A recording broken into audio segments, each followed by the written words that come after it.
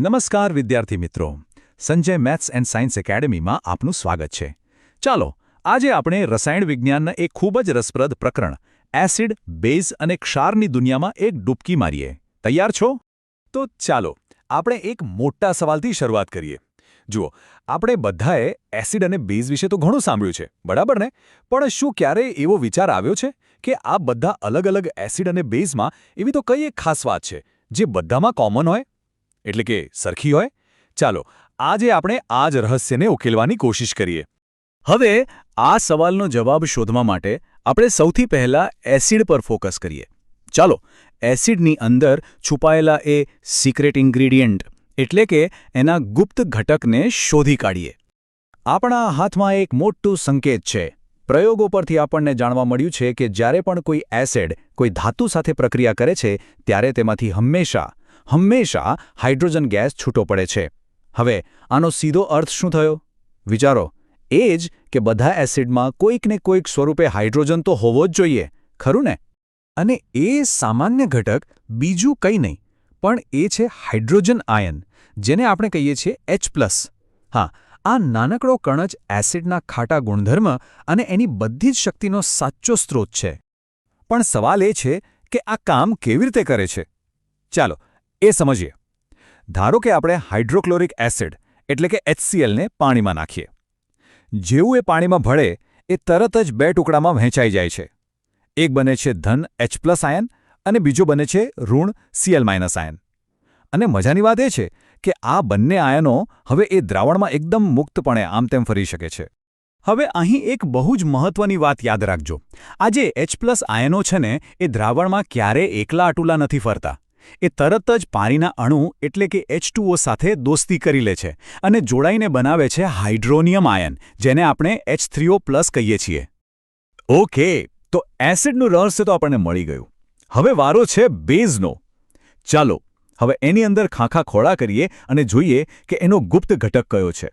જુઓ, જેવી રીતે એસિડની ઓળખ એના H+ આયનથી થાય છે, બરાબર, એ જ રીતે બધા બેઝમાં પણ એક એવો કોમન કણ હોય છે જે એમને એમના ખાસ ગુણધર્મો આપે છે. અને એ કણ છે હાઇડ્રોક્સાઇડ આયન એટલે કે OH-. તો આખા પ્રકરણનો સૌથી મુખ્ય મુદ્દો આ જ છે. એકદમ બરાબર મગજમાં બેસાડી દેજો. એસિડ એટલે H+ આયન આપનાર અને બેઝ એટલે OH- આયન આપનાર. બસ આટલું જ સરળ છે. અને હવે આવે છે સૌથી રસપ્રદ ભાગ.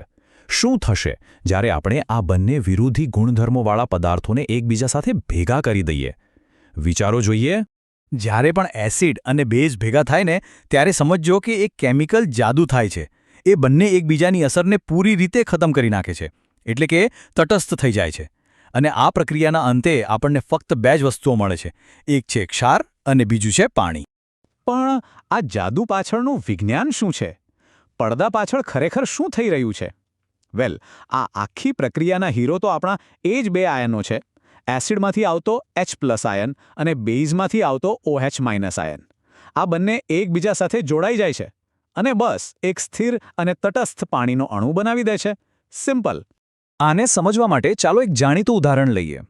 માની લો કે આપણે સોડિયમ હાઇડ્રોક્સાઇડ, જે એક બેઝ છે, અને હાઇડ્રોક્લોરિક એસિડ, જે એક એસિડ છે, એમને ભેગા કરીએ. તો શું બનશે ખબર છે?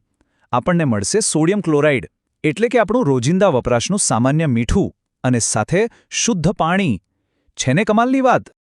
તો દ્રાવણમાં આ રીતે છૂટા ફરતા આયનો બનાવવાની જે શક્તિ છે ને, એ ફક્ત તટસ્થીકરણ પ્રક્રિયા પૂરતી સીમિત નથી. ના, એનો એક બીજો પણ ખૂબ જ મહત્વનો ગુણધર્મ છે.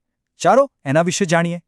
અને આના પરથી જ એક બહુ જ ઇન્ટરેસ્ટિંગ સવાલ મગજમાં આવે છે કે ભાઈ, એસિડ અને બેઝના દ્રાવણોમાંથી વીજળી પસાર થઈ શકે છે, પણ ગ્લુકોઝ કે આલ્કોહોલના દ્રાવણોમાંથી કેમ નહીં? ખાસ કરીને ત્યારે જ જ્યારે એ બંનેમાં પણ હાઇડ્રોજન તો હોય જ છે. તો પછી તકલીફ ક્યાં છે? આ સવાલનો આખો જવાબ આયનો શબ્દમાં જ છુપાયેલો છે. જુઓ, એસિડ અને બેઝ જ્યારે પાણીમાં ઓગળે છે ત્યારે એ મુક્ત આયનો બનાવે છે. આ આયનો નાના ચાર્જ કેરિયર જેવા છે, જે વીજળીના પ્રવાહને એક જગ્યાએથી બીજી જગ્યાએ લઈ જાય છે. પણ ગ્લુકોઝ અને આલ્કોહોલનું શું? વેલ, એ લોકો પાણીમાં ઓગળી તો જાય છે, પણ કોઈ આયનો બનાવતા નથી. આયનો જ ના હોય તો પછી વીજળીને કોણ લઈ જશે? બસ આ જ છે મુખ્ય તફાવત. તો આ આખી ચર્ચાનો સાર શું નીકળ્યો? એકદમ સિમ્પલ. કોઈ પણ દ્રાવણને જો વીજળીનું વહન કરવું હોય તો એની પાસે એક જ શરત છે, એમાં મુક્ત રીતે ફરી શકે એવા વીજભારિત આયનો હોવા જોઈએ. જો આયનો નથી તો વિદ્યુતનું વહન પણ શક્ય નથી.